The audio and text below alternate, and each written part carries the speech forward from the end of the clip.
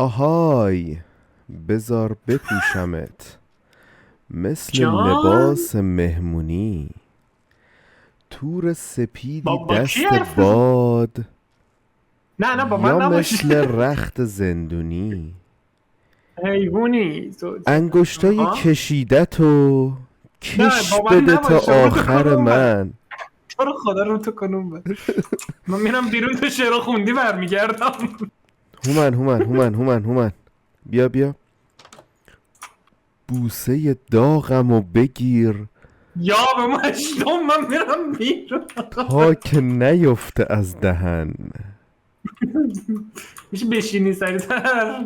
لطفا اینجاش بوق ممتد به مدت چند ثانیه پخشه. شراب 100 ساله من وقتشه که بیا بنوش منو بنوش. به نوشمه. یعنی بچه خیلی خوش اومدین به باش اپیزود اومدید بچه، ما چندیم؟ زودتر 7 مانیز. اپیزود 7 پادکست زیبای فرکست. یه صدای کف زدن بله. مرتب.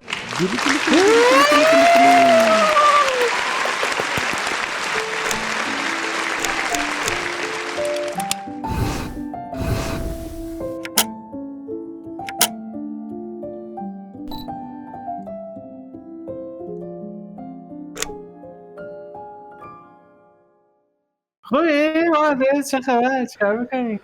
مهندس خدا رو شکر یادت الحمدلله. قسمت پیش بهش گفتین اولین قسمته که هومن نصف شبشه فلان، ها یادته؟ من یادم نمیاد. دیگه چی شد ازگر؟ خب میدونی بچه کلاه الان جدیدمو دیدین؟ بچه کلاه جدیدم هما خودزنی کردی اصلا. حرف من شد بازم. گفتم این تنها قسمتیه که نصف شب هومنه. الانم دقیقا همون اتفاق افتاد. الان نصف شب ماه. ها با من داری حرف میزنی؟ من یا بچه ها سید هومنه تبایی تبا یه بار دیگه بگو تبایی. تبایی نه سرطان تو کمه همونجوری تبایی گفتی تبایی. داشتم میخندیدم اینجوری شد بود. سید هومن تبایی رو داریم. سیده؟ سید هومن تبایی رو داریم. با ادب باش دیگه، حتی خودتو حفظ کن مهندس. ولی آجی من حتی تو حفظ میکنم ها. بیا حدمو حفظ کن. گو خوردم. من گیر کردم. میگم کلم گیر کرده این تو. برو. آخ مهندس، تا شده از ترس احساس گرما کنی تو شلوار؟ با هر جا دیگه؟ از ترس احساس گرما کنم؟ احساس سرما هم مگه ممکنه بکنی؟ حالا یعنی مگه اصلا دیفالتش این نیست که مثلا بترسی احساس گرما کنی؟ احساس دیگه نمیتونی کنی؟ نمیدونم من تا حالا گرم. مهندس گوشیتو سایلنت کن بیایی سر رکورد دیگه. خب نه آخه من داشتم چیزو چک میکردم. چیزی چک میکرد؟ آب و هوا. آب و هوا اصلا هم که بوق ممتد رو چک نمیکرد. انگشتای کشیدت ها. اولین باری که ترسیدی به خودت کی بود؟ دورترین ترس بچگیت کی بود؟ یادم نیست. اصلا از چیا میترسی کلا؟ لولو. آب میخوری؟ آره تشنم بودی. نوش جان. لولو. نه واقعا از چیا نه میترسی؟ واقعا از لولو میترسیدم. دهنت ببند دیگه، این آدم حرف. نه جدی میگم من تنهایی خوابم لولو نمیبرد. کیه؟ لولو یه موجودیه که بچه‌هایی که خوابشون نمیبره رو اذیت میکنه. نه من هیچ وقت از لولو نترسوندم. من واقعا از بچگی خرس بودم، خودم میخوابیدم این آدم. نه منم میخواب. ببین من این بچگی که میگم زمانی که دیگه به حرف اومده بودم. ما مثلا همون دیگه همون میرفتم تو موقع تخت مثلا به حرف نمی اومدی که نمیتونستن از لولو بترسوننه. خب ببین آخه من خیلی بچه که بودم، مثلا موقعی که هنوز نوزاد محسوب میشدم، اون موقع هنوز به دنیا نیومده بودم، نمیتونستم راه برم. خب موقع دیگه بچه محسوب نمیشم دیگه. اون موقع یک نوع پروتئین طفله. محسوب میشم. حالا ولش کن اصلا میخوای. نه اون موقعی که خیلی طفل بودم، یعنی هنوز میتونستم راه برم مثلا و این حرفا، معروف بودم به اینکه بالشت رو میذاشتن جلوم، بعد من میگفتن مهیار بالشت بخواب و من سرمو میذاشتم این دنبه میخوابیدم. دنبه. ولی دودش بزرگتر می‌خوری؟ که شدم نیاز به قصه شبانه داشتم و اگه قصه نمیگفتن نه. متاسفانه لولو میومد حاجی، پیشم. من واقعا یادم نمیاد برام قصه خونده باشن شب خوابیده باشم. تو خودت از چی با ترسیدی خودم واسه میخوابیدم. اولین بار خیلی شدید؟ میخوابیدم حاجی. ترس. ما یه انباری داشتیم واقعا ترسناک بود. و تو توش واقعا از شیر مرغ تا جون آدمیزاد پیدا میکردی. همین خونه ای که من دیدم یا همون نه؟ خونه قدیمی، نه همونجا بود قدیمی دیگه قبل اینکه بسازیمش. آها. حاجی واقعا میرفتم توش دوچرخم و درارم چشامو میبستم. ویلایی بود خونه؟ 2 طبقه بود. ویلایی هست. میشد این ویلایی انباریایی هست. که پله میخوره میره زیر زمین تاریک بود نم نه میده. 4 واحد بود، 4 تا انباری داشت. یکی از انباری ما بود. ترسناک بود. ببین میترسیدم. بعد توش واقعا مثلا چی میدونم یه جعبه لولو هایی بود که مثلا تهش معلوم نبود. ته نوره. ببین انقدر پر بود این انباری، نور لامپ جلوی در به ته نمیرسی. این لامپ رشته یا که گرما هم میدادن ها. آره حاجی اونا خودشون تنگستانی‌ها. یه لول ترس ایجاد میکردن اصلا بعد حاجی که ببین یه قشنگ وقت دورش بهشون روشن نخوری. میشد ولی توش معلوم بود. این آره. اصلا واقعا همیشه برای من ناراحت کننده بود. جدیدن الان همینو مد شده تو کافه میذارن دیزاین میشه حاجی. آره دیدی درازش هم میزنن. دراز، پیچی، گرد، توپل، بامزه، چیز یعنی. چی آره میگی من؟ راجب لامپ های کافه حرف میزنم. آره یه بارم که برات تعریف کردم در خونه رو واس کردم، بابام برام دوچرخه خریده بود، از ترس آره گیش کردم تو خودم در رو کوبیدم برای بچه ها برگشتم تعریف تو. کردی اینو؟ آره تعریف کردم فکر کنم برای بچه ها تعریف نگفتی. کردم؟ نه برای خودم گفتی. برای خودت گفتم؟ آره. وای من تعریف کن. چرا دیگه گفتم دیگه دوچرخه سواری که دوچرخه گنده 24 گرفته بود بابا. راست میگی تو گفتم راست تو میگی. فرکست بود. اصلا تو اولین بارا بود، تو همون قسمت قبلی بود. مهندس تو ترسیدن منو دیدی؟ ترسیدن تو رو نه فکر نکنم. ولی من ترسیدن تو رو دیدم. مثل سگ ترسیدم. آره یادم اسکیپ روم رفتیم دیگه. کجا دیدی جز اسکیپ روم؟ هی پایین رو نگاه نکن دیگه، هی میخندی پایین رو نگاه نکن. آقا ببینم باز نشده باشه. تازه دادم رو این شلوارکه رو. آها تعریف کن برای بچه ها من چجوری ترسیدم. وای بچه ها رفتیم یه اسکیپ روم. کدوم میخوای بگی؟ اونی که کار خوبی نکردیم قبلش؟ جفتشو کار خوبی نکردیم قبلش. بچه رفتیم یه اسکیپ روم ما. خونه خرابه بود میدونی، یعنی رفتیم داخل ما گفتیم خب اینجا قبل از شروع داستانش خیلی ترسناکتر از بعد از شروع داستانشه. ولی قشنگ من گفتم این اسکمه، قراره کلی همونو در رم بفروشن.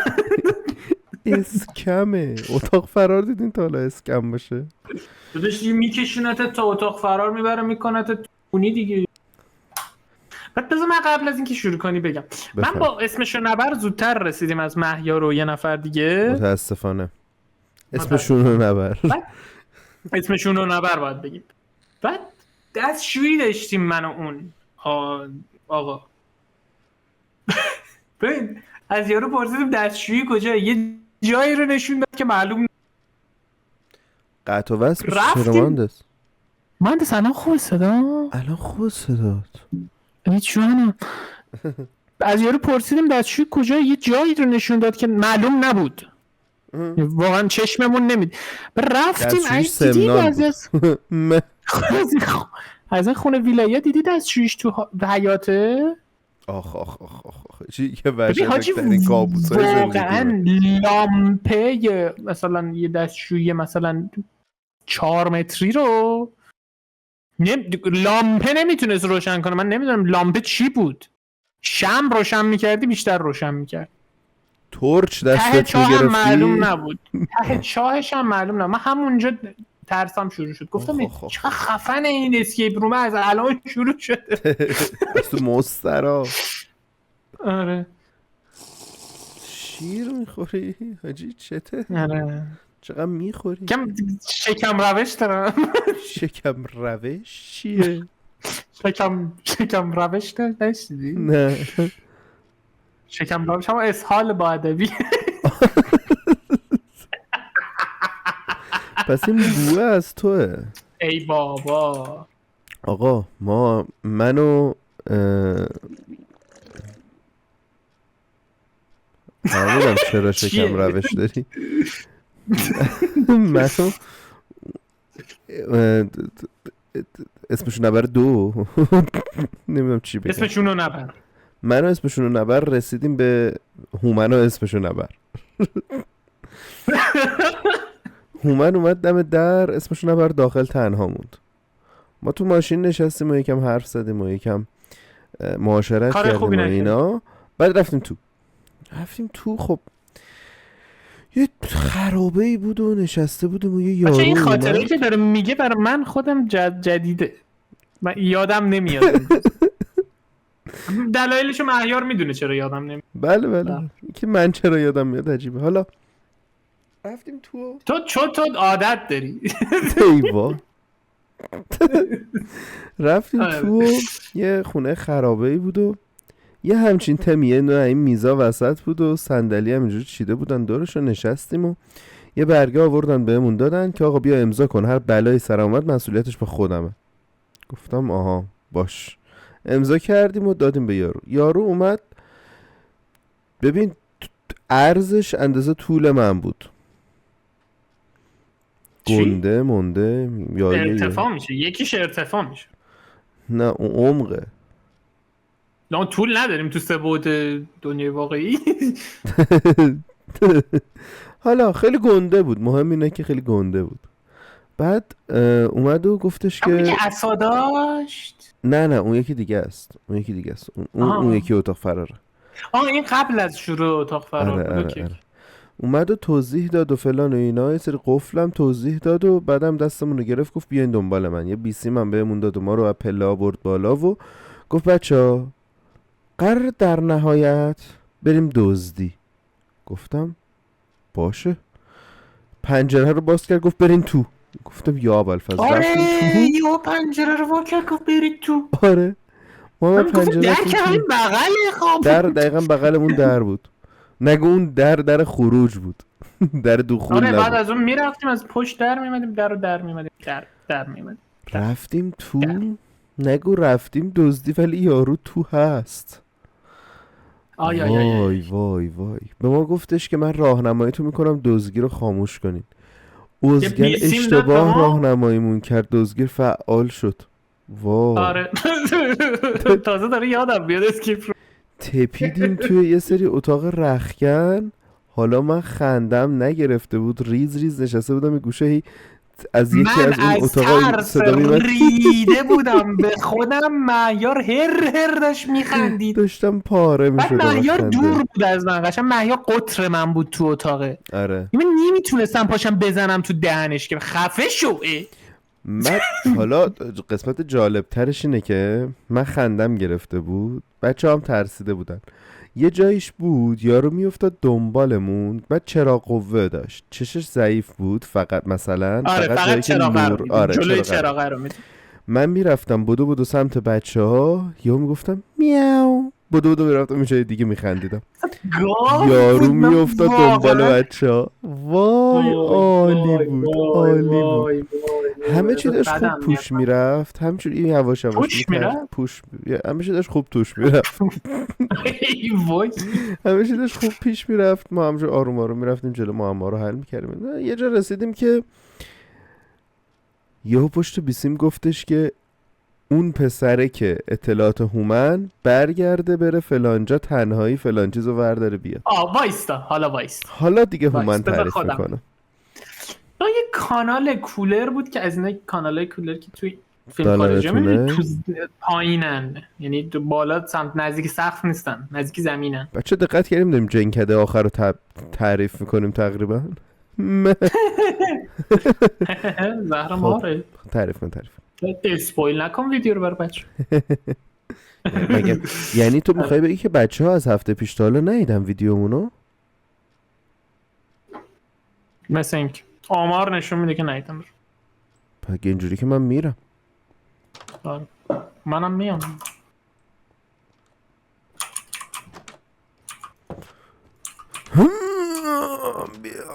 بیا بشین تو هم بشین. من کارم تمام شد. من آماده بودم نگاه کنم. بیا بشین. خب بچه برین نگاه کنین تو قرآن. همین الان هم ویدیومونو لایک کنین و کامنت بذارین برامون بگین که دیدین. تو رو خدا. خب حالا پایین هی نگاه نکن زشته. اینجوری این کانال کولر تالار تونل و من رفتم بیرون، یه المانند بود تهش، یعنی یه جا رو باید میپیچی دست چپ میرسیدی به یارو. همون یارو صابخونه دراز به دراز افتاده بود، تو کیفش یه دونه چیز بود، تو کیفش نه تو جیبش. تو جیب شلوارش یه دونه کلید بود، من با ور می‌داشتم. هومن دست کرد تو اون جیب ولی کلیدو ور نداشت. یارو خودش آروم گفت اون کلید نیست. نه همچین اتفاق نیفتاده، کذبه، اصلا دروغه. من سمت راست تو اتاق رو نگاه کردم. سمت راست تو اتاق رو نگاه کردم، دیدم یه نفر از چیز اکتورای بازی اونجا، نگاش کردم، یه زل زدم بهش، ولی اصلا با اینجوری نبودم، تو حالی نبودم که بگم اوکی سلام. دستم رفت سمت جیبش. یعنی چی تو حالی نبودم که بگم اوکی سلام؟ ترسیده بودم. آها دست نکن. وای دستم رفت سمت جیبش، همون آقایی که نگاش کردم و اهمیتی ندادم، یه عروسک اینجوری پرت کرد از رو دست من. من کامل اون کانال کولر رو اینجوری دویدم مثل اسب برگشتم. و اون چیزی که کلید نبودم گرفت با خودش آورد. یارو یه جایی بعد دنبالش بود چون نمیتونست دنبالش نباشه. نه کلید نیاوردم. کنده میشد. نه وایستا من کلید نیاوردم. برگشتم رفتم پشت اله که یارو هم منو نبینه حتی. مثل سگ ترسیده بودم، ولی یارو تو بیستی میگفت بابا برو وردار. ای میگفت برو وردار بابا اوکیه. یه آخر سر التماس داشت میگه بابا بیا برو وردار وقتتون داره تموم میشه. هومن داشت اتاق گیم مستر رو میدید، نمیدونم از کجا. وایستا بعد رفتم سمتش، یارو دیگه داشت نگاه میکرد، همون یارو صابخونه‌ای که خوابیده بود مثلا نگام داشت میکرد. بعد اینجوری خودش قل میداد کنار که کلیده بیفته بیرون من وردارم. یارو دیگه نگام داشت میکرد، میگفت این به اشاره میکرد به جیبش، وردار دیگه. دیگه برداشتم مثل اسب دویدم برگشتم سمت معیارینا. خیلی خوب بودون واقعا. اونو تا قلبم تو دهنم. آخرش رو من بار دومم بود آخرش رو بگو. اره برقی رو بگو. یادمه. آره مهیارون اسکیپ روم رو رفته بود یه بود. آخرش ما یه دونه در بود که آخرشان تو آخر شب موندم دسته ها. از ادیتور خواهش میکنم این یه لحظه رو منو میوت کنه. من زرمو بزنم. یه در دراز فلزی بود، چند تا قفل داشت. اینا رو دو تون داشتیم باز میکردیم. یکی هم بود از پشتمون داشت بود صداش میومد فقط نمیدیدیمش. در رو باز کردیم، یه راه درازی بود، اومدیم بریم تو. یکی از پشت که صداش میومد اومد دنبالمون با اره برقی. من فقط برگشتم اره برقیه رو دیدم. هومن نفر اول بود، هومن اینجا ایستاده بود. من اینو دیدم برگشتم که بگم بریم، دیدم هومن بیرونه. ببین 500 متر جلوتر اسپان شد هومن. بچه‌ها برگشتن پشتشون رو نگاه کردن، یه نفر با اره برقی دنبالمون بود. ما در آخر رو که باز کردیم یارو که پشت اون در اولیه بود اومد تو. بچه‌ها برگشتن اون رو نگاه کردن، برگشتن دیدن من نیستم. من زده بودم بیرون از من پل کردم. من ببین دویدا، ببین واقعا اصلا یوسین بولت اونو نمیتونه به اون تندی بره. حسین بولت محمد بولت هم بیاری نمیتونه اونو بره. این هومن بولته. من هومن بولت خیلی من بولدم. یه جا من بک خوردم هومن. کجا یادم نیست. یه جا به من گفتش که یه بک ترسیده بودم، تو حال خودم نبودم. بله ترسیده بود به خودت. ما یه جا بک خوردیم. چی آقا رفتیم از توی اتاق اول چیزی رو برداریم بیاریم. همین کانال کولری که هومن میگه، خب مجبور بودیم 4 دست و پا بری داخلش. من رفتم اونجا، اون چیزی که باید رو ورداشتم، اومدم برگردم، یکی افتاد دنبالم توی کانال کولر. مثل اسب داشتم 4 دست و پا میدویدم. کانال کولر مثلا اینجا تموم میشد، بچه ها اون ور بودن. من همچنان داشتم 4 دست و پا میومدم جلو بچه ها. وسط مسیری که رسیدم وسیلی که دستم بود و پرت کردم سمتشون، گفتم دهنتون سرویس و دراز کشیدم. قلط میزد رو زمین و قهقه میزد. دراز کشیدم و خندیدم. آره کلن گاوه. من نمیدونم چه شانس کثافتی من دارم، هر اسکیپ رو میرم اولین نفر من بک میخورم. یه جا بود مهیار، خب با عرفان رفته بودیم خب اسکیپ روم. حاجی یه جنازه نبود، یه غسال خونه بود اون اتاقی که من باید بهش بک میزدم. یه جنازه مثلا روی تخت که نیست، اون سنگ غسال خونه افتاده بود. من باید میرفتم گردن بندشو ور میداشتم. خب آقا ما رفتیم. آره کرج بود. خب بعد یه آدرس خونه ما هم به بچه ها دادی دیگه. بچه ها میدون گفتی کرج بوده. گفتم کرج بودم. دلاک نبود نه؟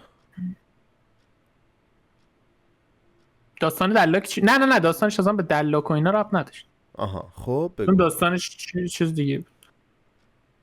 بعد ما رفتم تو اون اتاقه، یه همچین چیز مثل همین کانال کولر تونلی بودش که باید میرفتم توش. خب رفتم بعد من مثل سگ ترسیده بودم به خودم. ببین هیچ صدایی نمی اومد از اسپیکرها، هیچی. اسپیکرهای خونه ای که آره نه صدای ترسناکی پخش کنه نه هیچی. تو خودش ترسناک بود که توی اتاق مثلا با یه جنازه تو تنهایی و باید بری از گردنش یه دونه گردنبند رو دراری. ببینم آدم واقعی بود جنازه یا عروسک بود؟ گوش کن حالا، گوش کن. رسیدم تو اتاقه. بعد اتاقا توی اون اسکیپ رومه کاملا با کاهگل ساخته شده بود. یا ابوالفضل بو کاهگل زیر دماغت بود، مثلا بو شمال میداد. آخ رفتم تو اتاقه اینجوری بودم که قرار یه کاری بکنید دیگه حرومزادا.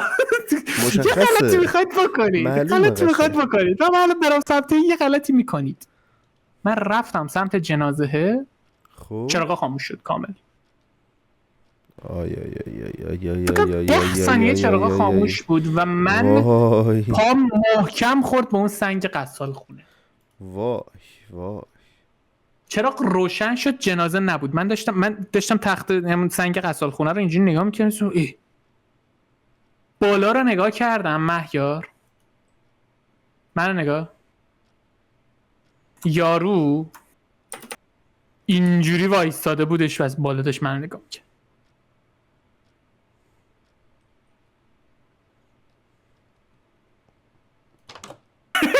وایستا مونده، بیا مونده بیا. مهر رفت بیرون کامل مثل اینکه بیا تو. یارو از بالا داشته نه چراغا رو چرا خاموش میکن بابا؟ چراغا رو خاموش نکن. داستان ترسناکه، میخوام یکم فضا رو دارک کنم. روشک باش بابا. باش خوبه بذار همینجوری بریم بعد زهر مار این دوتا رو روشن میکردی دستمون میرسه از این نشسته میسوزه. خب گوش کن. بعد همینجور وایستاده بود بالا سرم، بعد جنازه نبود رو سنگ یا بالفضل و آویزون بود یارو. حالا من واقعا بعدش هم نفهمیدم، احتمالا مانکم بوده اون. دوباره چراغ خاموش شد، دوباره یارو رو تخت ظاهر شد. جنازه رفته بود رو کرییتیو مود علاقه. بعد دیگه گردنبندم دیگه گردنش نبود ولی واقعا آدم بود. نفس کشیدنش دیدم. وای حاجی خیلی که بده. دوباره خوابید. گردنبند رو گردنش نبود، رو سینه‌اش بود. برداشتم مثل اسب دویدم بریش. داستانش خیلی خفن بود حاجی. داستانش واقعا خوب بود. اسکیپ روم شد یادته ما یه اتاق فرار رفتیم، وسط اتاق فرار یه در رو باز کردیم دیدیم تو جنگلیم. وای بارون میومد. آره توی ساختمون رو درخت بود، بارون خیلی میومد، خفن بود. فضاش عجیب خوب بود. ولی همون آره. تو کلیسا بود یادته؟ یه کلیسا طوری بود. آره باید با پدره رو راضی میکردیم که نه سمت غرب بود. برج میلاد بود. نه برج میلادیه بود که اینو داشت. سمت پونک بود که ما 3 تا با هم اسکیپ روم رفتیم.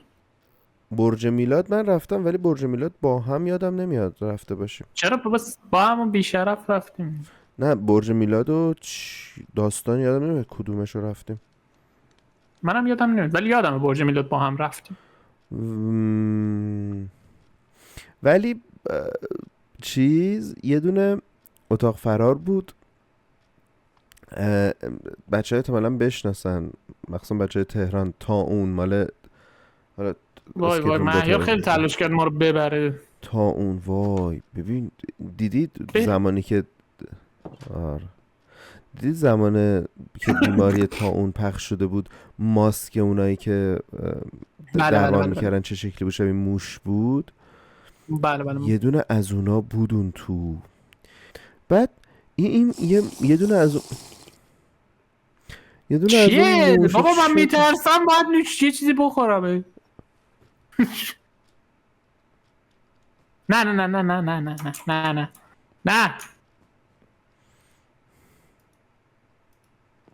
نمیتونم بشینم. یه دونه از اونا بود و یه صحنه بود ما یه جا نشسته بودیم، ببخشید داشتیم میرفتیم توی یکی از اتاقای جدید که اونجا یه اتفاقی افتاد و مجبور شدیم توی اون اتاق بمونیم. مثلا یه اکت ترسناکی چیزی بود. تموم شد دیدیم هی یه صدایی میاد بوم بوم بوم بوم و ساعت دیواریه تکون میخورد. اتاق بغلیه رو رفتیم دیدم. ببین حاجی دیدم یه یارویی تکیه داده گوشه دیوار و روش به ماه ولی سرش پایینه، مثلا این شکلیه و این هی داره سرشو میکوبونه به دیوار، هی میره. ببین الان دارم تعریف میکنم مو به تنم سیخ میشه یادش میفتم. ببین میکوبونده یه بنده خدا من فکر کنم ضربه مغزی شد بعد از مثلا 5-6 بار اکت کردن اون صحنه. میکوبوند سرشو به دیوار و بعد همینجوری با نگاش میکردیم یهو سرشو نکوبوند، یهو سرش آورد بالا ما رو نگاه کرد دوید سمتمون. ببین ساشیدم به خودم، واقعا ساشیدم به خودم.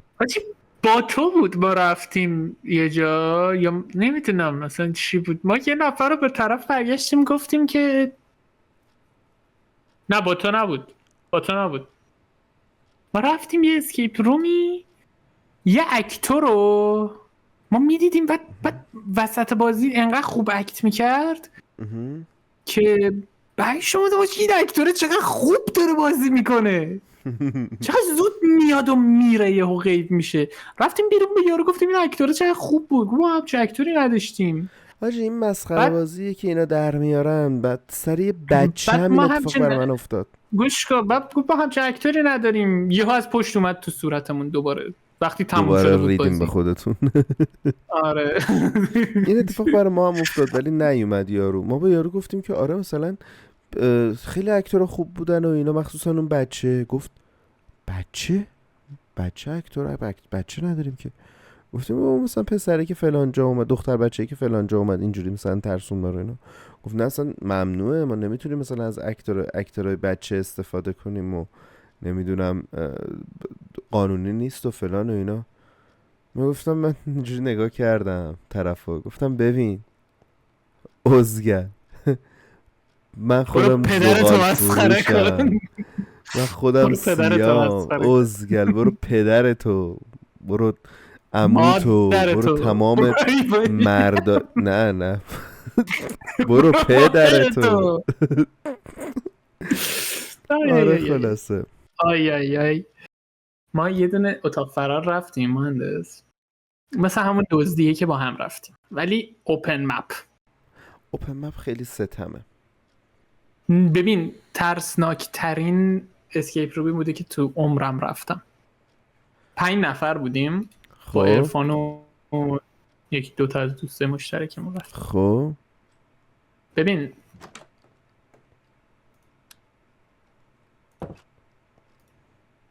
خب آره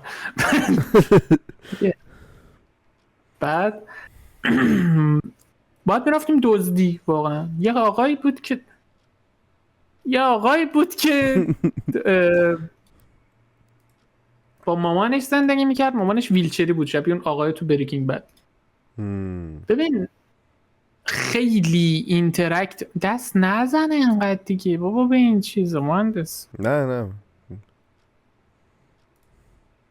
2 دقیقه آروم بگیر، دارم خاطره تعریف میکنم. بفرمایید. بعد حاجی اینتراکتیمون با این یارو حاجی پروردگار بود.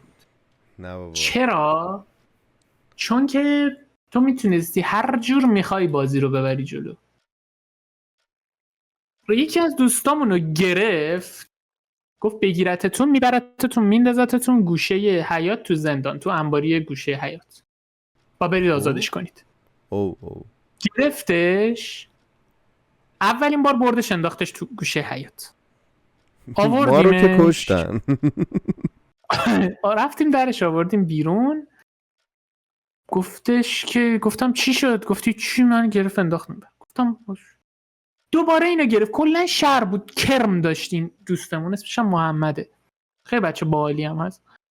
ببین این دوباره اینو گرفت، بعدش گفت تو کی؟ سوال ازش پرسید یهو صابخونه. گفت تو کی؟ گفت من خدمتکارم، اومدم پرستار مامانتونم. گفتش من مامانم پرستار زن چیز گرفتیم براش. من زنم به خدا.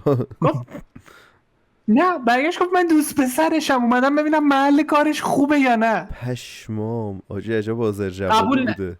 قبول نکرد، پرتش کرد تو اتاق، پرتش کرد تو زندون دوباره. ازگل. حالا ما اومدیم بیرون، یه کات میزنم آخر سر. گفت شما اونجا میتونستید بگید من خدمتکار خونم، اومدم خونه رو تمیز کنم. یه جارو بهت میداد تو یار سفید میشدی برای بقیه. پشمام.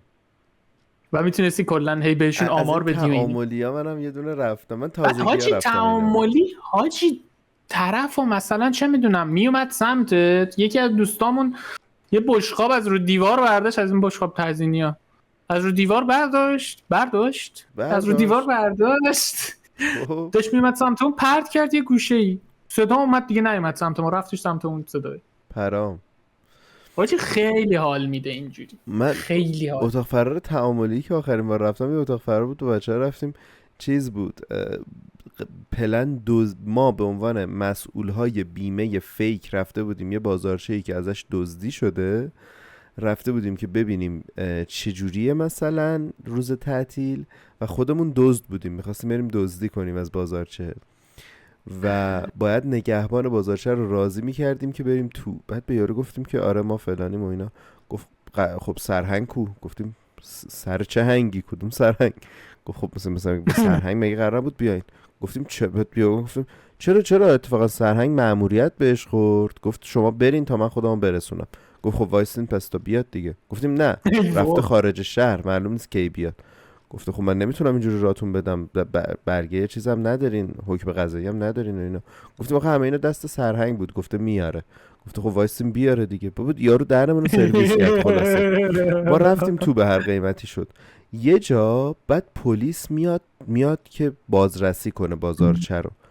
بعد ما باید این نگهبانه رو راضی میکردیم که آقا بیا ما رو قایم کن که پلیس ما رو نبینه بگیرتمون. مرض قند میگیری یا؟ اصل قندش طبیعیه. افل لامصب افل لامصب. بعد ما به یارو گفتیم که آقا بیا مثلا ما رو قایم کن و اینا، بیا ما یه پول آخ حاجی رفتیم یارو رو قانع کنیم، وایسادیم جلوش. داداش اوضاع کار چجوریه؟ یارو یکم نگاهمون کرد گفت خوبه خدا رو شکر. گفتیم چقدر حقوق میگیری اینجا؟ گفت خوبه راضیم. گفتیم خب عددش چقدره؟ هی گفتیم یارو یه چیزی گفتیم ببین ما بهت همینقدر پول یه ماهت نه پول 2 ماهت رو بهت بدیم ما رو قایم میکنی؟ گفت چرا؟ گفتیم این پلیسه که میخواد بیاد ما باش حال نمی کنیم، خواسته پرونده رو بده به تیم خودش بعد نتونسته، بعد میخواد الان بیاد زیرا ما رو بزنه، بهتره ما رو نبینه و فلان. پشما. یارو به 1001 بدبختی به زور قبول کرد. آخرش بابا گفت ببین اینجور موقع ها تو با میومدی. من میخواستم حقیقتا همین کارو کنم، بچه‌ها شروع کردن صحبت کردن دیگه نگفتم. گفتم میومدی میشستی کنارمون گفتی ببین ما مأمور بیمه نیستیم، ما دزدیم، اومدیم دزدی، 80% بازارچه رو تا الان خالی کردیم، تو هم الان توی این داستان قرار گرفتی، چه بخوای چه نخوای، پلیس هم بیاد پای تو هم گیره، پس بهتره ما رو قایم بکنی، ما هم یه چیزی تهش بهت میدیم که از خجالتت در بیایم. اونجوری یارو مجبور بود قبول کنه. گفتیم پشمام نه بابا چه خفن. ولی آخرش یارو قایممون کرد، ولی ما متاسفانه در بانکو اشتباهاً باز گذاشته بودیم و پلیس دیدی که در بانک بازه. ای وای پشمام چه خفن بوده. آره و ما نمیدونستیم نباید باز بذاریم. بهمون گفته بود که شما نباید مثلا وارد بانک و اینا بشین، یعنی نباید کسی بفهمه که وارد اونجا شدین. و خب هر کدوم بعد جالبه که حاجی هر کدوممون یه نقشی داشتیم و وظیفمون بود یه سری چیزا پیدا کنیم و نسبت به چیزایی که پیدا می‌کردیم تهش امتیاز می‌گرفتیم و تو تهش میتونستی از دزدای دیگه که هم تیمیات بوده باشن هم دزدی کنی و اگه دزدی می‌کردی از اونا هم امتیاز تو بیشتر میشد، باز امتیاز اونا کمتر. بعد میتونستی اسلحه بکشی روش، میتونستی اونجا اسلحه پیدا کنی یا اسلحه میکشی تهدید می‌کردی، میزدیش یهو. اصلا چیز عجیب غریب بود، خیلی باحال بود. وای اینو گفتی یاد یه چیزی افتادم، گفتی پلیس. ما یادمه قشنگ یادم نیست داستانشو ها، ولی یادمه که یه سری دزد بودیم که بعد از مأمور آگاهی فرار میکردیم، بعد میرفتیم پرونده هامونو از تو کمدش ور میداشتیم که پروندهمون پاک شه، سفید شیم. خب بعد یکیمونو مثلا هر مثلا اینتراکت خوب داشت، تعاملی قشنگ تمیز بود، میتونستی با یارو مأمور قشنگ حرف بزنی فلان کنی بسار کنی. یکیمون برداشت پرونده یکی دیگر رو داد به یارو که پرونده خودشو ازش بگیره. عجبوزگلی. بعد اومدیم بیرون ببین یارو دوستمون اصلا اینقدر ناراحت بود از این بیچاره. بنده خدا بی شرف تو پرونده منو دادی به اون که تو نه برای تو رو پس بده. خب داشتیم میرفتیم برای تو رو بیاریم دیگه. حاجی اون خیلی خوبه. مثلا یه سری اسکیپ روم رفتم یادم نمیاد. من آخرین باری که با یه فیلم واقعا ترسیدی Dark Place A Quiet Place 1 واقعا ترسناکه. من هنوزم به همه پیشنهاد میدم فیلم ترسناک واقعی میخواید بدون اینایی که یهو جامپ اسکیر بیاد تو صورتتون، نمیدونم با صحنه‌های این کثافت کاری داره بترسونتتون. Quiet Place 1 من ندیدم، میرم میبینم حتما. ولی واقعا خفنه. تو فکر کن بگو. یه موجودی دنبالتونه که به صدا حساس، باید ساکت باشید. کلیکه؟ و زن خانواده حامله حامله چیه؟ حامله بچه شیشه خورده. شیشه خورده که نه. فکر کن میگه بار شیشه دارم دیگه. خب خورد باشه یعنی افتاده بچه. بابا راست میگی. تو فکر کن واقعا حالا توی یه مکانی که یه سری موجودن که به صدا حساسن میریزن سرت و از کل منطقه صدا بشنون میان سمت صدای پشمام. و مادر خانواده حامل است. پشمام. وای. یه نظریه نامحبوب بگم، شاید هم محبوب البته. بفرمایید. فیلم سینمایی ترسناک هرچی معروفتر باشه کمتر ترسناک. مثل چی؟ اصلا هرچی، اصلا فیلم ترسناکی که ترسناک تره که underrated و بازیگر معروف اون اصلا فیلم نداره. کثافتی که تو به اون اون اسمشون اول پیشنهاد دادی داداش اون خود اون اصلا ترسناک نبود. محبوب نیست. اون اصلا ترسناک نبود. دوما اینکه خیلی معروف بود و کاملا چندش بود اون فیلم. اصلا ترسناک من نبود. اکسورسیست 1 رو دوست داشتم، جنگیر، همونی که توش بچه سرش یهو میچرخه اینجوری. من میخوام مثلا یه چیز دیگه بگم، مثلا کلن من میگم مثلا این بگو. فیلم ها رو کلن بذار کنار. فیلم ترسناک کانجورینگا. میخوای ببینی برو فیلم ترسناک های که اصلا معروف نیست آسیایی ببین. یادته یه فیلم بودش که جفتمون گفتیم توی یه قسمت، نمیدونم اومد اون قسمت یا نه، رک. وای رک خداست. آجی رک واقعا خفن بود. ایدهش خیلی خاصه. اصلا رو دست دوربین. آره رو بدنه، رو بدن چسبیده. نه آجی فیلم برداره یارو خبرنگار است همش. یه جاهاییش هم آره دیگه کلا تو داری دوربین خبرنگاری یارو رو میبینی، زاویه دوربینت همونه. آره دیگه قضیه اینه که یه خبرنگار اومده از یه دونه ساختمون قرنطینه شده چیز گزارش بگیره، توش گیر میکنه با فیلم بردارش. حالا داستان توش دیگه برید ببینید. 3-4 قسمت فکرم 4 قسمته. من تا دوش دیدم تا آخر دوش. منم 1 یا 2 تاشو دیدم کلا. ولی فیلم ترسناک جدا میخوایم ببینیم. رینگم دوست دارم. فیلم‌های آسیای شرقی ببینین، مثلا بریم فیلم‌های ترکیه‌ای ببینین. نه. چیزو دیدی؟ پراسایتو دیدی؟ 20 یا 2022 اسکار برد. تنها فیلم خارجی که جایزه اسکار برد، جایزه بهترین فیلم سال برد تو کل تاریخ. فیلم تنها خارجی. فیلمیه که خارجی منظور غیر آمریکاییه دیگه. آها حاجی تو اسکار تنها فیلمیه که جایزه بهترین فیلم خارجی رو برد و بهترین فیلم سالو. همزمان جفتشو برد. ترسناک هم هست آخراش، خیلی خفنه. پراسایت واسه کورس. پراسایت انگل. آره. چیزم من فیلم ترسناکایی که آدم معروفی توش بازی نمیکنه رو ببینم بیشتر میترسم. مثلا فیلم چیزم من دوست داشتم. تو فیلم ترسناک آدم معروف بازی میکنه. آره تو بعضی از فیلم‌ها هست. ولی فیلم چیز من دیدم خیلی باحال بود. فکر کنم با هم دیدیم یا بهت پیشنهاد داده بودم، فیلم Truth or Dare، جرأت یا حقیقت. نه اشاره گفته بود. اونم باحاله.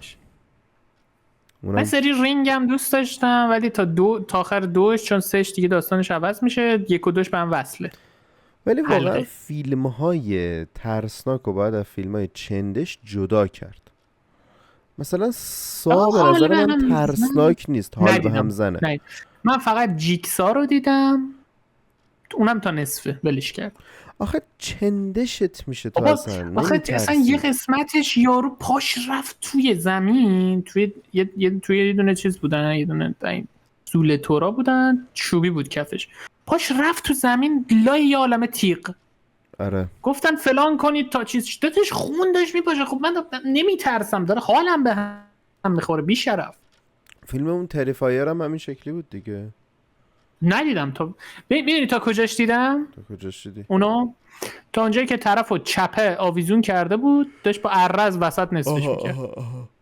تا اونجا دیدمش، نذاشتم اون صحنه کامل شه، بستم. یه صحنه دیگهش بود طرف میمد اینجوری پوست سر یارو رو شکاف میداد، خفه شو خفه شو خفه انگوش شو مینداخت من زیر تو قرآن پوستش، بعد خفه شو میکشید خفه شو لا لا برق لا لا میومد، لا لا لا بعد لا لا نمک لا میریخ روش. لا لا لا لا لا لا لا حاجی لا لا چقدر لا صحنه لا که الان دیدم ترسناکتر بود.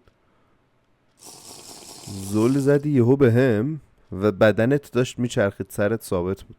لا لا لا لا لا لا لا لا لا لا لا. نه دیگه اینجوری نشد. آه. یه اسپویلر ریز برم. از چی؟ تا حالا شده موقع رکورد ویدیو واقعا بترسی؟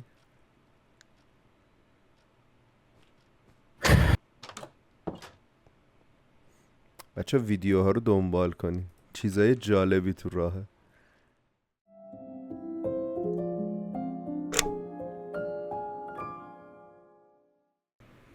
کلا تو زندگیت از چه چیزایی میترسی؟ من چیز چه اتفاقی خاصی بیفته ندارم میترسی؟ تو ذهنم که بگم از این میترسم، ولی یه جمله ای یه بار من کلاس زبان میرفتم، بچه بودم، کانون زبان.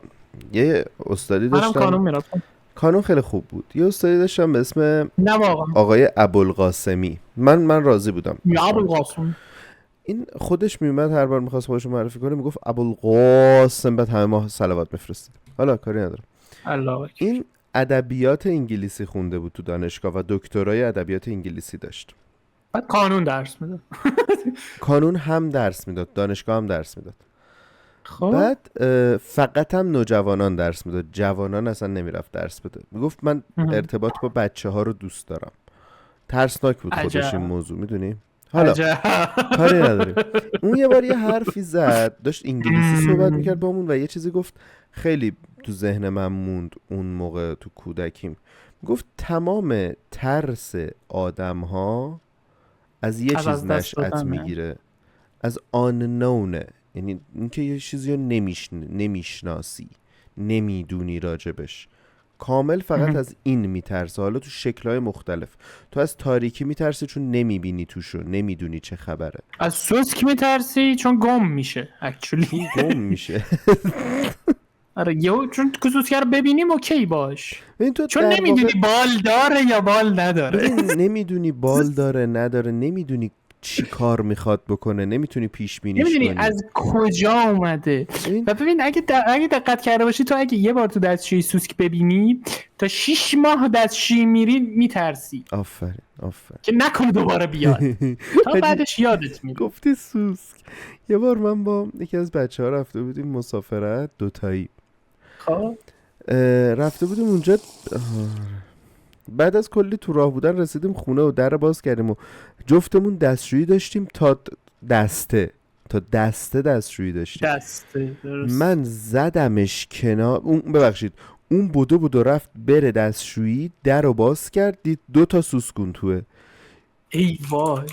همونو برگشت اومد بیرون، گفت مهیار تو برو. گفت رفتم تو، باز کردم دیدم سوسکا رو، منتها انقدر زیاد بود حجم علاقم به وجود دستشویی اونجا، اهمیت ندادم. سوسکا هم کنار بودن و منم رفتم و که برم دستشویی. همون که رفتم برم دستشویی، بگو بذار تهشو بگم، دیدم سوسکه جفتشون رفتن پشت روشویی، پشت پایه روشویی قایم شده. ای وای. بعد من دستشویی رفتم و کارم انجام دادم، اومدم بیرون و دستم همجور داشتم خوش میکردم، به دوستم گفتم برو خیالت راحت، دیگه سوسکه نیست، کشتمشون.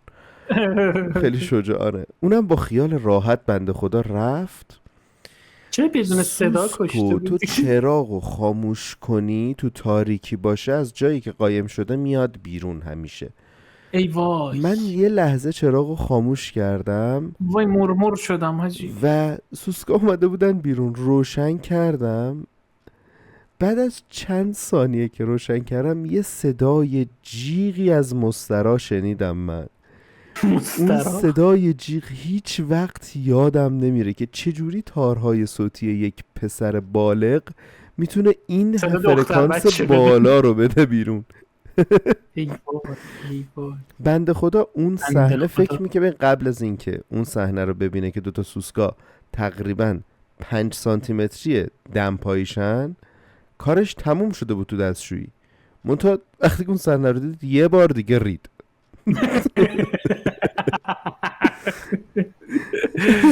ای وای ای وای ای وای.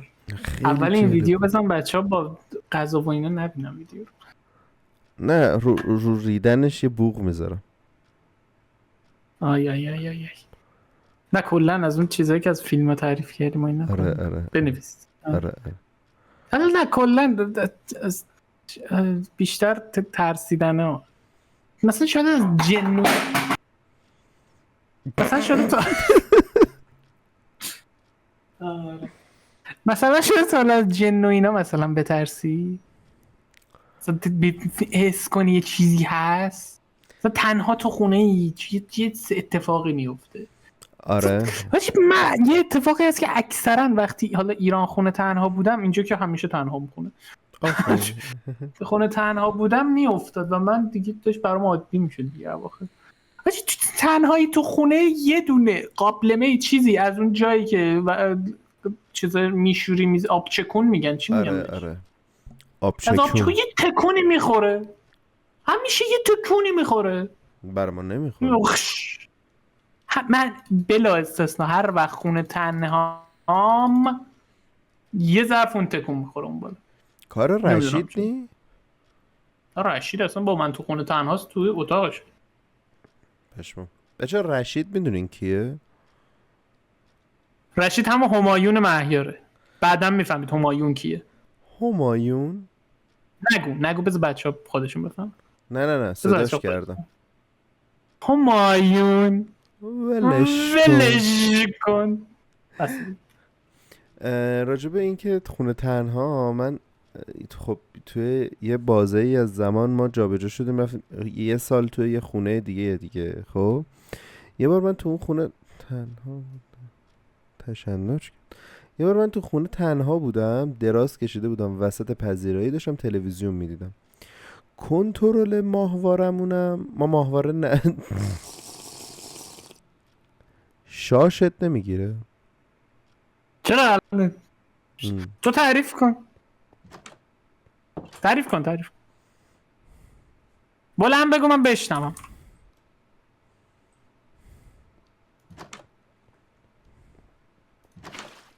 نه یا توه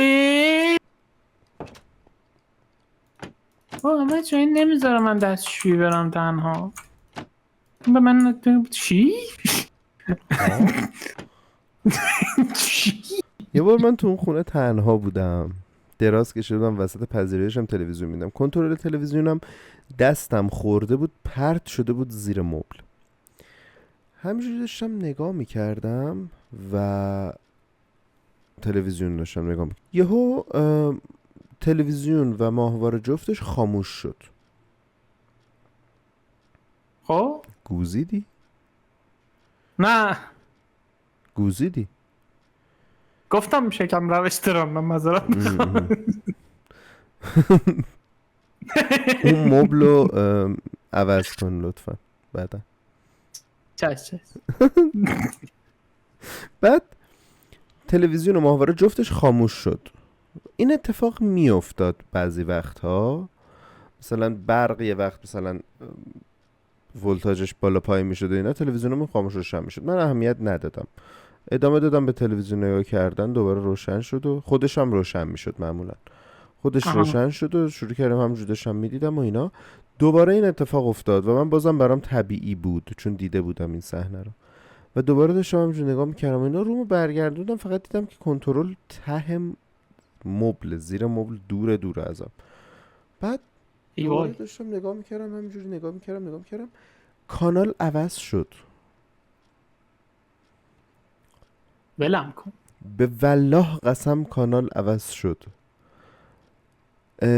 از اون لحظه که این صحنه رو دیدم تا تایمی که من توی ماشین نشسته بودم و تو خیابون داشتم رانندگی میکردم زیر 2 دقیقه گذشت. با شلوارک رفتم فقط سویچو وراشم در قفل کردم، نشستم پشت ماشین و از خونه اومدم بیرون و گفتم میمونم تو خیابون تا مامانم اینا برسن. من مامانم تعریف میکرد که نه خونمون سمت حیاط بود، نمیدونم چی میگن به این خونه هایی که سمت حیاطه. خونه جنوبی حیاط دار. میگن، جنوبی میگن، شمالی میگن، چی میگن؟ خونه هایی که تو همون خونه وارد در قبلیه. خونه اصلی میشی اول حیاط بعد ساختمون میشه خونه های جنوبی. نه دیگه، خب خود خونه ها هم یه واحد شمالی دارن یه دونه جنوبی دارن دیگه. مال ما سمت حیاط بود، یعنی میرفتی جنوبی داخل بود. پنجره های خود خونمون رو میدیدی. اها. مامانم تعریف میگه تو همون خونه قدیمیه که 2 طبقه بود، اها. قشنگ 4 تا پنجره، 3 تا پنجره از خونه ما رو به حیاط بود. مامانم تعریف میکرد، میگفتش یک بار نه، 2 بار نه، چند بار. چیه این؟ چی اه. میخوای احضار کنی مهندس؟ این چی بود؟ بکن تو جیبت. مامانم میگفت یک بار نه، چند بار پیش اومده بود که من با بابام که از در پارکینگ با ماشین میرفتیم تو، مامانم سایه یه نفر رو پشت پرده خونه میدیده. ولم کن. و میگفت مثلا یه بار پشت پرده خونه میدیده. چی؟ مهیار چی کار داری میکنی مهیار؟ یه دقیقه واستا. هیچ. نه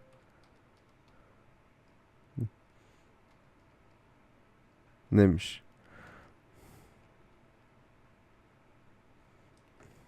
کیبورد رو گرفت زیر بغلش رفت. آره میگفتم بچه مثلا آهنگ ترسناک بزنم نشد.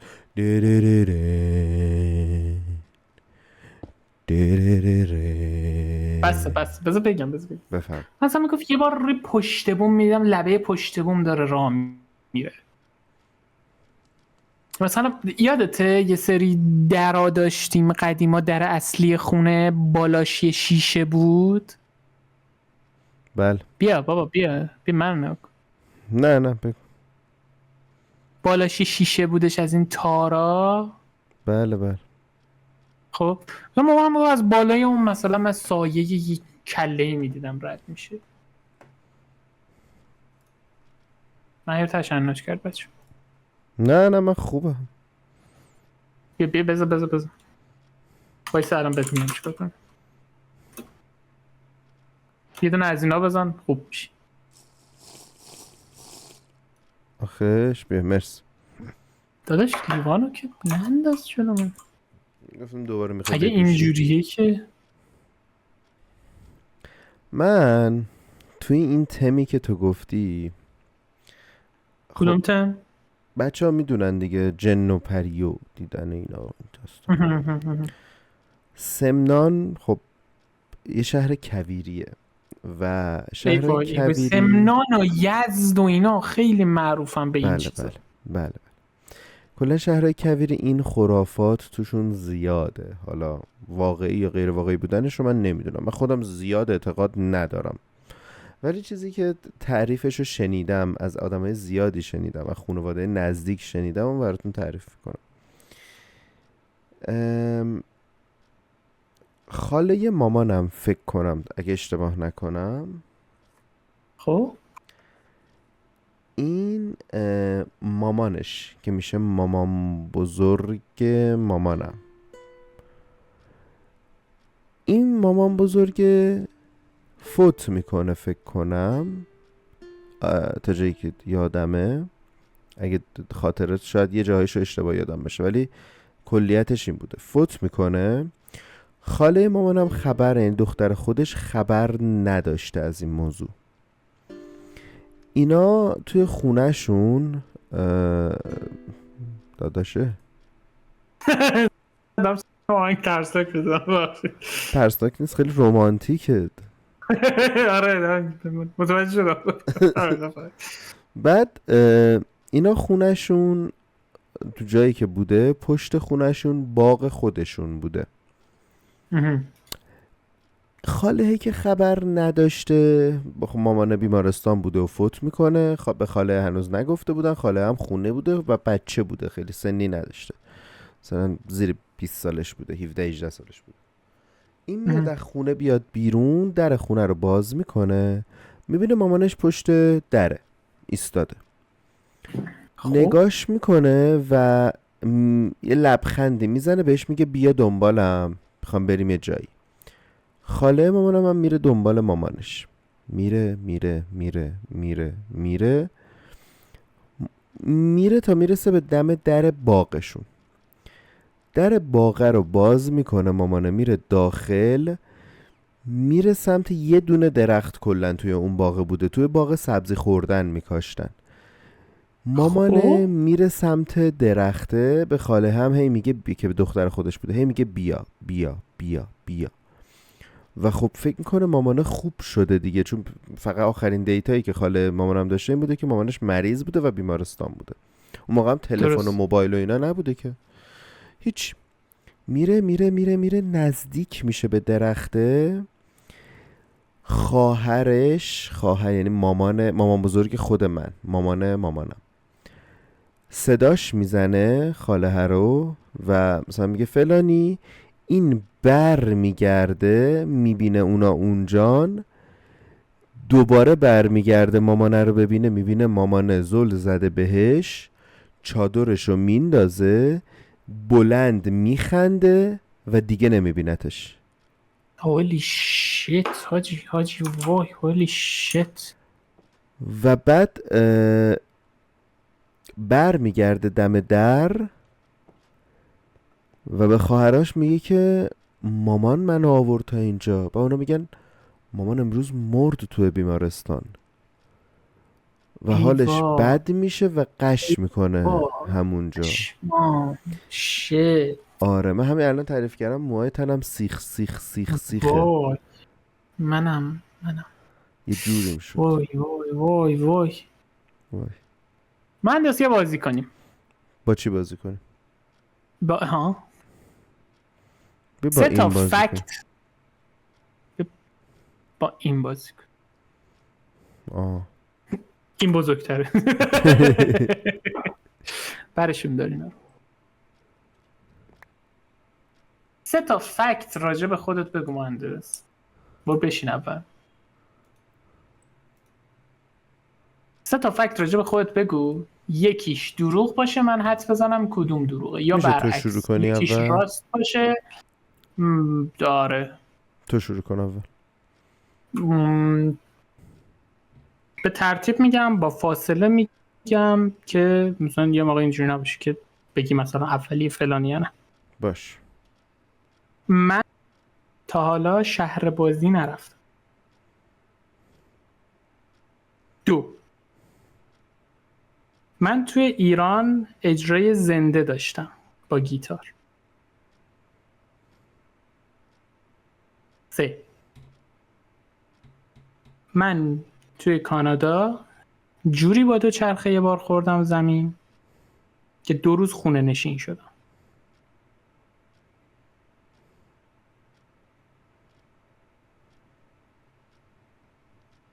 بفرمایید. اولیه دروغه؟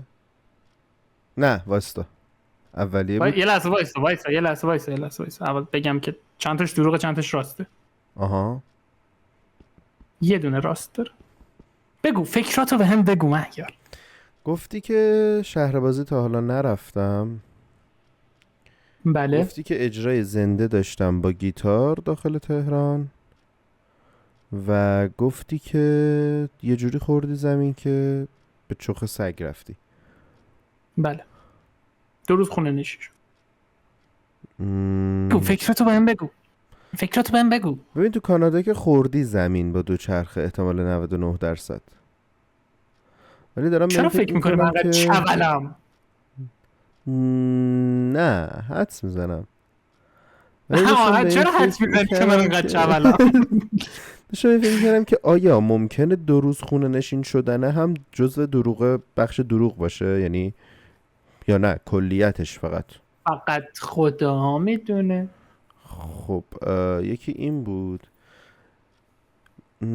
اجرای زنده رو ایناست که با خودت میگی قاعدتاً داشته، ولی خب ممکنه اصلا نداشته باشه. میمونه فقط اولیه. خدا میدونه. ببین من نمیخوام بگردم دروغا رو پیدا کنم، میخوام راسته رو پیدا کنم که راحت تر باشه. راحت تر باشه، راست تر بگی. خب تا حالا میتونی شهر قشنگ حذف بازی گزینه بری. من میخوام بگم تا حالا شهر بازی نرفتمت راسته. آیا انتخاب آخرته؟ شهر بازی نرفتی؟ شهر بازی نرفتی؟ شهر بازی نرفتی؟ شهر بازی نرفتی؟ یعنی واقعا شهر بازی نرفتی؟ شهر بازی، شهر بازی، شهر بازی رفته؟ هومن شهر بازی رفته؟ شهر بازی رفتی؟ شهر بازی، شهر بازی، شهر بازی، شهر بازی گیتار. تا حالا اجرای زنده نداشتی گفتی؟ آره جملت این بود؟ نه گفتم که من اجرای زنده داشتم. داشتی. توی کانادا یه جوری خوردی زمین که به چخ سگ رفتی. تا حالا شهر بازی نرفتی رو انتخاب میکنم. چیه، دروغه یا راست؟ راسته. جواب شما اشتباهه. رفتی شهر بازی یعنی؟ آره بابا. ای بابا. خب حالا این یه میتونید بین دروغت. اون دوتا انتخاب کنی کدوم راسته. گفتی اجرای زنده داشتی و تو کانادا مثل سگ خوردی زمین. بله بله. کدومش راسته کدومش دروغ؟ آیا هومن تو کانادا بچه رفیقای صمیمیتون اینجوری میتونید بشناسید. به چخ سگ رفته؟ آیا هومن اجرای زنده داشته؟ میشه یه ذره سوال چی؟ بپرسم؟ خب بپرس، باش قبول. 3 تا سوال میتونی بپرسی. آیا این اجرای زنده داشتنه گیتار الکتریکه یا کلاسیک؟ کلاسیک. خونه نشین شدنه با دوچرخه زمین خوردن خیلی میدونی این بخش 2 روز خونه نشین شدنه یکم ریسکشو برده بالا. 2 تا سوال دیگه داری. میتونی اصلا اینو باید توی بازی میذاشتیم که 3 تا سوال میتونی بپرسی از هر کدوم راجع به یکیش، هر کدوم. آیا آیا اجرای زنده من میتونم دروغم بگم آن جواب اینا رو ممکنه دروغ بگی؟ خب مرد حسابی اگه من حتما راست بگم راجع به اینی که تو الان پرسیدی قبلیه، خب تو باید بگی گیتار راست دیگه. تو باید نسبت به حرف من بفهمی که اوکی این دروغ توشه نسبت به جواب من. چرا؟ من میتونم دروغم بگم جواب اینا رو. آره. بگو، حالا بپرس سوالت. بپرس میفهمی خودت. خب بپرس توی اجرای زنده. خب همون میخوام فکر کنم که ببینم. این بازی بچه برای این موقع شب بر مهیار طراحی نشد. اصلا نشد. اجرای زنده داشتی توی کانادا به چخ سگ رفتی. آیا توی کانادا تصادفی که داشتی و به چخ سگ رفتی دوچرخه خسارتی که به دوچرخه خوردش چی شد؟ دوچرخه خودم بود. ایازگل. چرا؟ چی کار کردی دوچرخه تو بعدش؟ چیزیش نشد. ایازگل. قیافشو. بهم بگو به نظرت همین الان، حالا جواب نهاییت نیست، الان حس میکنی کدوم دروغه؟ حس میکنم دومیه شاید. دروغه؟ کدوم تصادفه؟ آره یعنی به چخ سگ نرفتی، تصادف داشتی ولی به چخ درت خوردی زمین گوز شدی مثلا. خب آیا دروغ در این سطح میتونه باشه؟ نه، یا کلش دروغه یا کلش راست. دومیه راسته دوچرخه.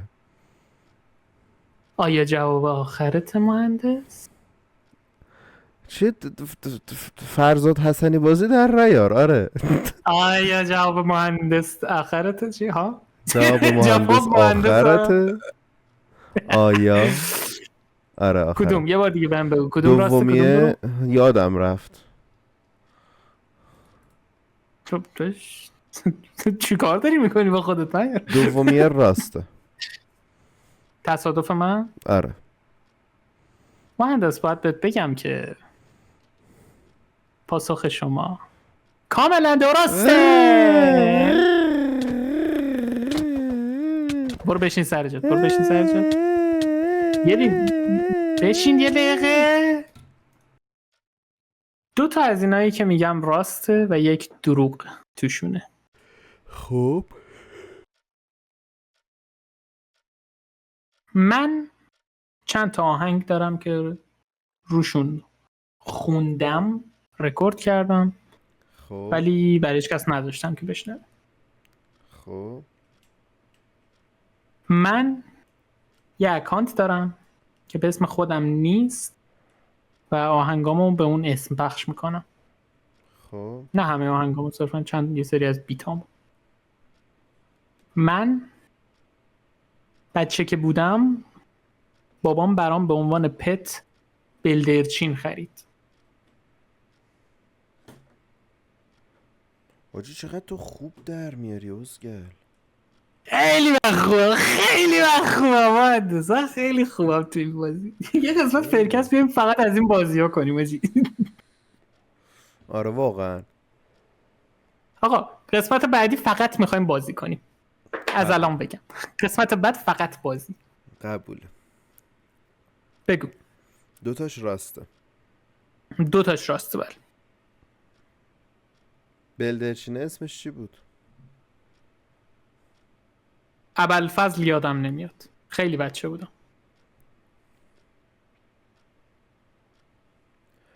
از آهنگ هایی که پخش کردی من تا حالا شنیدم. آره چند تا از بیتایی که بعد گذاشتم پخش کردم با اون اسم. آهنگ هایی که خوندی آهنگ های معروفی هن یا خودت نوشتی؟ نه خودم نوشتم.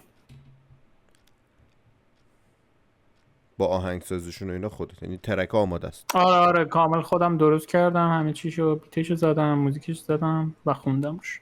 نوشتم و خوندمش. چند وقته داری پخش میکنی از طریق اون؟ شاید کمتر از 1 سال. این که داری یه کانال داری که پخش کردی آهنگاتو توش، به نظرم دروغه؟ آره. مطمئنی؟ آره. میرم بیرون فقط صدا تو بشنم. نه بیا گفتم چند تا دروغ چند تا راست. یه بابا دونه رو دروغ صورت 2 تا من راست. نپره اینقدر. فیشیال کردی؟ ای وای. فیشیال من بد نسبت بگم که اشتباه. جوابت درسته. ای وای ای وای.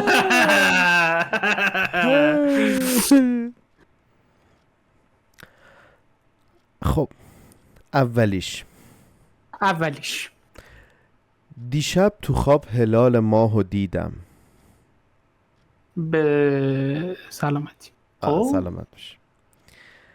دومیش من تا حالا غذای قلی ماهی نخوردم. وایسا ببینم اولی چی بود واقعا؟ دیشب تو خواب هلال ماهو دیدم. حاجی خیلی کثافته این. یعنی چی؟ دومیش من تا حالا غذای قلی ماهی رو امتحان نکردم. خب سومیش من تا حالا دزدی نکردم. همش هم منفیه، من نمیتونیم سوال بپرسیم ازش. یکیش دروغه. بله. دیشب تو خواب هلال ماهو دیدی، قلی ماهی نخوردی و تا حالا دزدی نکرد. دزدی چی حساب میشه؟ یعنی چی حساب میشه؟ دزدی مثلا بری از جیب مامان بابات هم پول ورداری دزدی حساب میشه؟ اون دزدی حساب میشه. مثلا کلا این که بدون اطلاع کسی وسیلش رو ورداری به طور کلی. خب دیشب تو خواب هلال ماهو دیدی؟ خب فقط هلال ماهو دیدی؟ یه چیز دیگه ای هم بود تو خوابت؟ چیزای دیگه ای هم به طور کلی بود ولی هلال ماه هم بود. هلال ماه چقدر شب چند بود؟ یعنی نازک به بود؟ اندازه جلفت بود یکم؟ لوگوی اون دریم ورکس. آها. چه رنگی بود؟ سفید بود.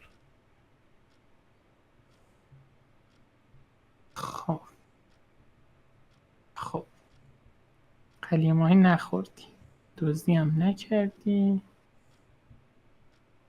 من فکر میکنم قلیه ماهی نخوردی واقعا. یکیش دروغه؟ بله.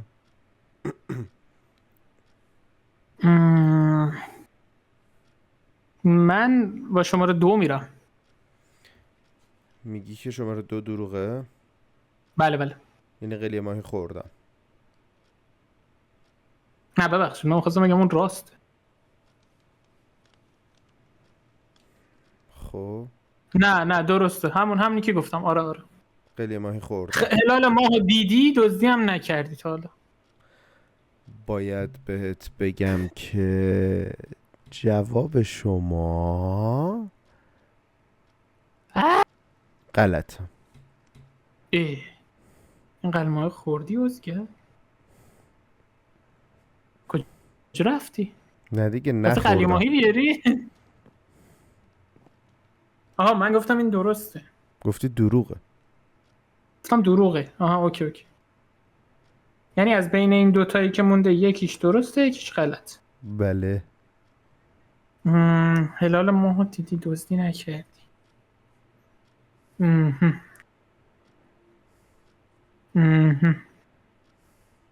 دیشب تو خواب هلال ماهو دیدی؟ یعنی میگی هلال ماهو دیدم درسته. آره. دزدی نکردم غلط. آره. یعنی من آدم دزدیم دیگه. باشه دیگه. نه دیگه بالاخره از جیب مامان چیزی برداشتی باشه دیگه، از جیب دیگه، بابات باشه. چهار تا یه تراول من 10 تومانی دزدم بر آقا. نداشتی از جیب بابا؟ سویچ ماشین باباتو بر نداشتی تا حالا؟ نه واقعا نه. اینو واقعا نه. بشین بگو. بشین جواب منو بده. باید بگم که جواب شما درست. گفتم بابا. حالا بذار گفتم جریان مرد دزدی که و تعریف کنم. بچه ها بعد برداشت نکنم. مرد که دزد حمال. من میرم، من با تو ویدیو نمیگیرم. بمون تو اون اتاق. بیرون نیا. برو تو اتاق ببینم. دستت هرز شده. منو داره میزنه بچه‌ها.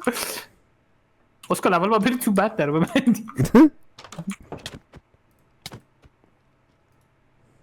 خب چه غلطی من کردی مهد تو؟ کودک که بودم یه بار یه کارتون بعضی وقتا میذاشت معلممون برای اینکه ببینیم. من یه بار CD از اموال مدرسه کارتونو دزدیدی؟ نه هر بار یکی از بچه ها می آورد. من از یکی از کارتونا خیلی خوشم اومد. نه نوچ بعد گذاشت روی میز معلممون بعدش و من برداشتمش گذاشتمش تو کیفم.